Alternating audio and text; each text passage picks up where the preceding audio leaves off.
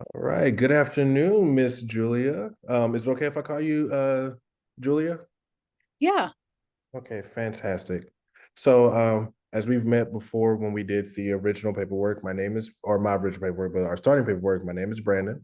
I am your therapist. We'll be working together. So, what I wanted to do, this was going to be our initial intake interview. I'm going to be asking you a decent amount of questions to kind of get an understanding of, what you're working on, what some of your goals are, some things that I might need to consider as far as being able to work with you effectively. And essentially, what this is the first step in me understanding what it is that you're going through, and then how I can best assist you, how we can best work together. And so, this is the first assessment of maybe two or three more that we'll have throughout treatment, so long if you decide to stay working with me, working with us. And so, making sure just for some clerical stuff. So I have you as, or on your paperwork, I have you as Miss Julia Miles. So gender, wanted to make sure that I'm definitely respectful of that.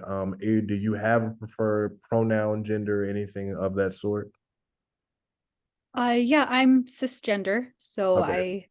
I am she, her, heterosexual. And thank you for letting me know that there'll be questions now and in future, um, just so that way I know what to expect. So thank you Yes, for ma'am. that. Absolutely. And then now that you mentioned it too, so me working as your therapist, we're going to get into what I like to call some uncharted courses, right? Some really deep things, some things that you may not be comfortable with, some things you may not want to deal with, and that's fine, right? As we're growing in relationship, and so on and so forth. But during this initial assessment or initial intake, if there's any questions that are, if you feel uncomfortable asking or something that you may not want to discuss right now, for whatever reason that you might have, let me know. Just be like, hey, Brandon, I really want to go over that right now, or that's kind of a touchy subject, and then we will move on. Maybe touch bases on it on a later date. So I don't want you to feel pressured in any part of this. So anytime you feel uncomfortable, let me know, and then we can kind of go from there. Okay. Okay, thanks. Fantastic. So I'm going to ask you the big question, right? Miss Julia, why are you here? What made you seek out services? Um, the main reason why I'm here is because I am freaking out. Okay. Graduate student. I'm dual track, MFT, LPCC, and I was doing really well for like the majority of the program. But now that I'm close to graduating, um, just this last block, I've been struggling Mhm. and I'm failing. And there's the very real possibility that my graduation will be postponed, and I'm embarrassed, not just for me, but because of what it means to my family. And um, it's just I'm overwhelmed. And I I hate this feeling, and I'd like to know how to work through it. I feel like I should know how since this is like my field of study is psychotherapy. So it's like, oh my gosh, I'm supposed to help others and I can't even help myself. What's wrong with me? Right. Um, so yeah, that's where I'm at. Okay. Well, first off, I want to commend you on seeking out assistance, right? Especially for us in this field as we're learning different things and we are learning about um how beneficial it can be to start trying to get services. It can be a little bit difficult for us to try to do it for ourselves. So I want to commend you on being here today. And no, what you're going through is not far from me. A few years back, I was definitely in the same situation. So not going to say that I understand exactly what you're going through personally, but I do know that there is a high level of stress being in the program and having to deal with your own things and then the pressures of parents, family, so on and so forth. So glad you're here with me. Most definitely something that we can definitely work on to help you get over this. And then Looking forward to you graduating and everything else. So we'll definitely work on that as well. So follow up question. You're here with me now, but I did want to ask: have you ever attended counseling or therapy before meeting with me? Um, yes, but it was more to just fulfill a requirement, so to Okay. speak. So like for my graduation program, my graduate program, I need to have attended so many sessions. Mhm. Wasn't really a big fan of my Okay. therapist. So I just showed up and got the hours that I needed so that way I could graduate. So technically, yes, but I don't feel like I benefited from those sessions very much. Okay. Was there anything that you could take away from those past sessions? Anything that's somewhat helped where you're at now, or was it just a complete, just like I went, showed up, didn't really take too much from the guy or lady, whoever you were working with? I don't feel like I guess I just asked. I don't know. I he the previous therapist, he tried to diagnose me with Mm-hmm. something that I Mm-hmm. felt like I wasn't, and Mm-hmm. that didn't apply to me. And I told him multiple times, and I asked, like, what leads you to think that? What do you see in me that makes you think that I am that? And he couldn't really supp provide that insight, and he was the only therapist available at that time. So no, I don't feel like I really gleaned anything from that. I just had to power through, get the hours that I needed. Um, yeah, it was unfortunate. That was a lot of copays. Right? No, I understand. So if I'm understanding correctly, you met with him, but because he was trying to give you essentially a diagnosis that you didn't particularly agree with, and then on top of that, wasn't able to back up why he wanted the diagnosis, like that was kind of a turnoff. Like, okay, dude, you're trying to give me this thing, but then when I'm asking you, like, on what grounds, you either won't or can't explain your thought process that arrived you at that location or at that understanding. Correct. And he knew that I was only there for my hours to get the hours. And I also wasn't in crisis.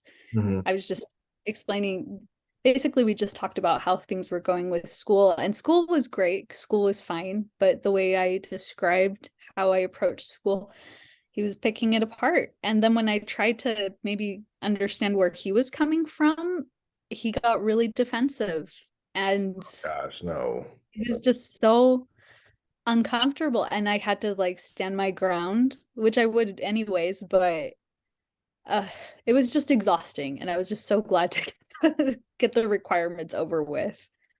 Yes, ma'am. So Yeah, I apologize that that was your experience. There are people like that that are continue to give therapy a bit of a bad name, to continue to give it a bit of a negative stigma. So that is really unfortunate that that was your experience. And so hopefully that will not be the same experience you have working with me. I will be as forthcoming as I most possibly can. And again, with therapy and us working together, it's not so much me telling you what to do as it is us working together. So um there will be things where we may disagree, and where we may disagree there are things that we may agree on, but the idea is for us to work together to figure out what works best for you, that works best for Miss Julia. So no, I won't do anything like that of coming down on how you're doing anything, but will guide in some areas if it does, like, it might be destructive, whatever case may be, things that I'm assuming that you have learned a little bit about through your program. So it's unfortunate that your former therapist didn't do that. So I do apologize for that. So hopefully this will be a totally different experience. Okay. thank So remember, when we first started, I said I was going to ask some kind of heavy questions, right? And you. so we're gonna, as I like to call it, we're gonna rip this band-aid off now. So bear with me if you can, but Okay. if you do feel uncomfortable during the questions, just let me know. So again, I'm going to be straight coming with it with the anxiousness, the anxiety that you've been feeling. Have you had any thoughts of suicide, hurting yourself? So I don't know if this counts, but I've had thoughts where it's like, I'm such an embarrassment to my family now that it would be better if I just didn't exist. So Mhm. like I didn't, so there isn't a plan, so to say, so to speak, in terms of this is how I'm gonna die and this is how I'm gonna do it. Because that also kind of goes against my personal beliefs. But I've definitely had those thoughts where it's like, I shouldn't be here. Okay, definitely can sympathize with that. All right. With that being said, then, so there's never been any attempts, any plan, any going through with anything like into that. It was just a thought, and then it was there, it was gone. So essentially, there was no physical or active attempt. Correct. Yeah, there was no physical attempt to do something, but sometimes there is that thought where I feel like it would just be better, not just for me, but for my family, Mhm. if I wasn't here. Okay. So last question: how often are or how reoccurring are those thoughts? Um, they're happening more and more often Mhm. as I feel like I'm falling down the rabbit hole with my program. So, and I feel uncomfortable with that thought. Mhm. So to kind of cope with it, I just go to sleep. To Okay. just so that way I'm not awake with that feeling or with that thought. Okay. So again, wanna give you pray or want to praise you for seeking out therapy, seeking out treatment um, before these thoughts potentially became a more severe issue than what they are now. I think that's very big of you. And I believe it shows that this is something that you're wanting to really work on and to move past. And hopefully through us working together, we're able to do so. So thank you for expressing that. I know that was kind of hard to kind of go into, but I'm grateful that you were able to make it through. So, in those questions, though, you spoke of family a lot. And so I'm curious, what can you tell me about maybe family or maybe on a broader scale, maybe even culture within the family that, well, yeah, can you tell me about family and then even some of the cultural components within your family? Sure. My family is Panamanian, Mhm. and I my I come from a long line of survivors. So my grandmother survived domestic violence and left her family. And then my aunties went through the same thing. My mother went through the same thing.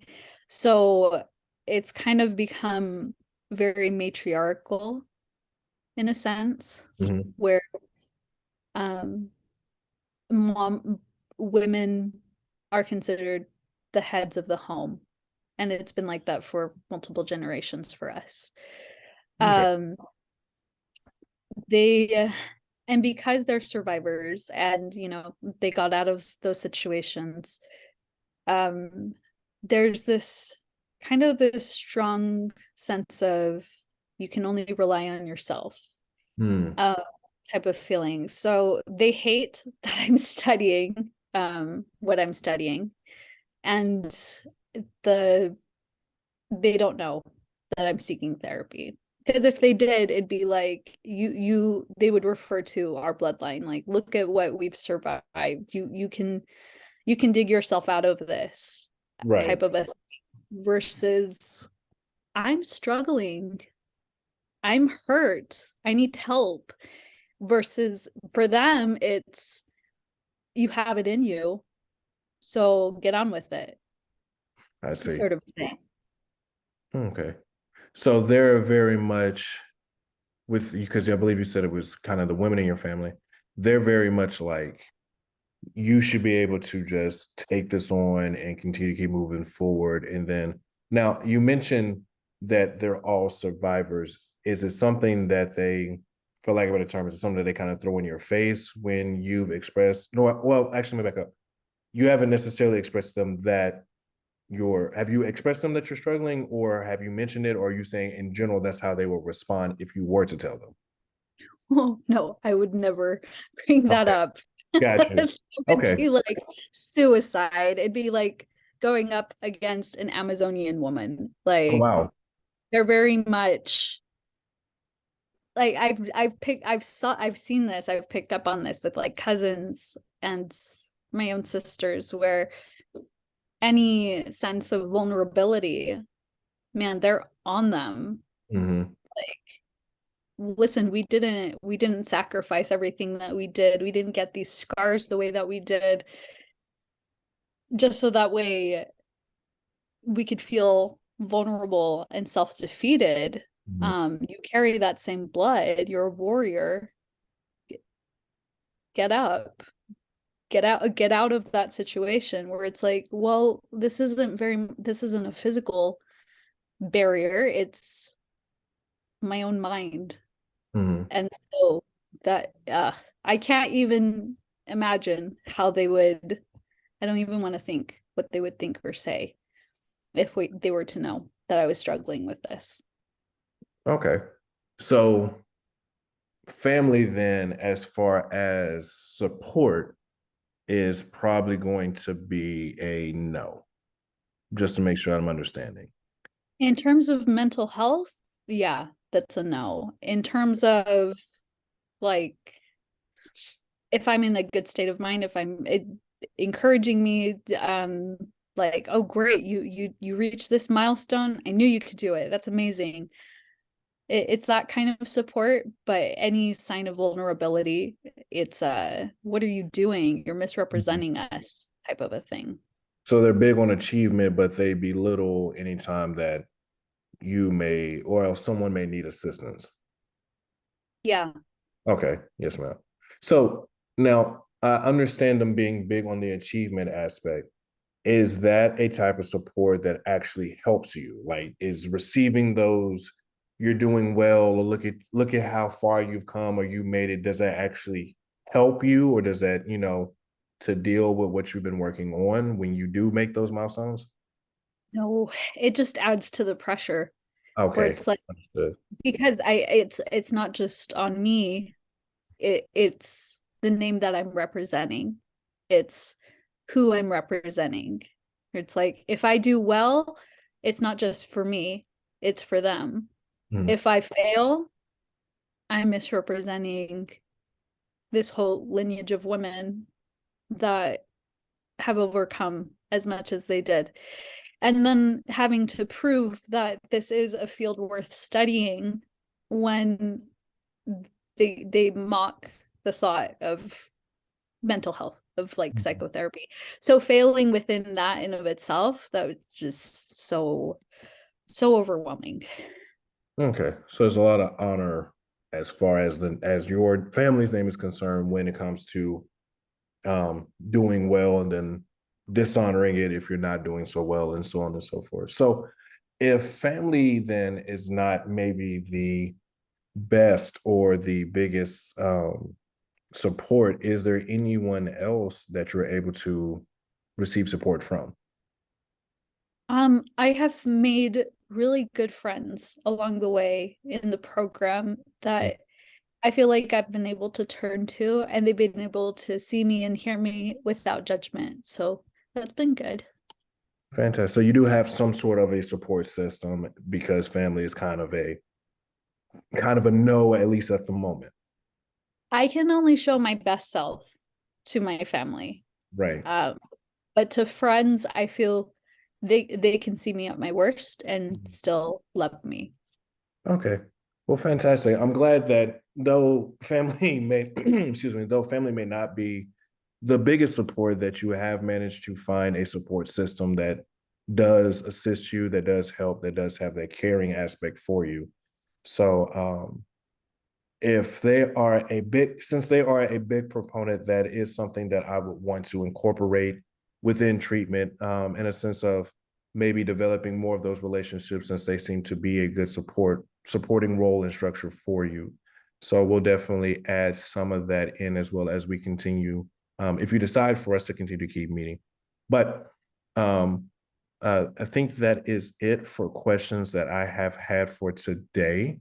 Again, wanted to thank you for, you've given me a lot of information to use, and to formulate a plan to help. Um, I have a better understanding of the anxiety there, between school in and of itself, and then even trying to keep the honor of your family name, and the two colliding there, and essentially becoming more of a bigger issue. So, um, definitely want to thank you for, one, answering those questions, being as open as you have been. And so, hopefully within the next session, we can continue going over some of those factors. And the more we meet, the more that we can more narrow down what, our plan of action is going to be to try to help with the anxiety that you have. So before we end though, did you have any questions for me? No, thank you. I just appreciate this time, and I think this will work out. So, thank you. Yes, ma'am. Absolutely. So we'll try to meet again, next week. I will definitely call to some details on a date and time, and then I will see you then. Okay, thank you. Fantastic. All right. Talk to you later.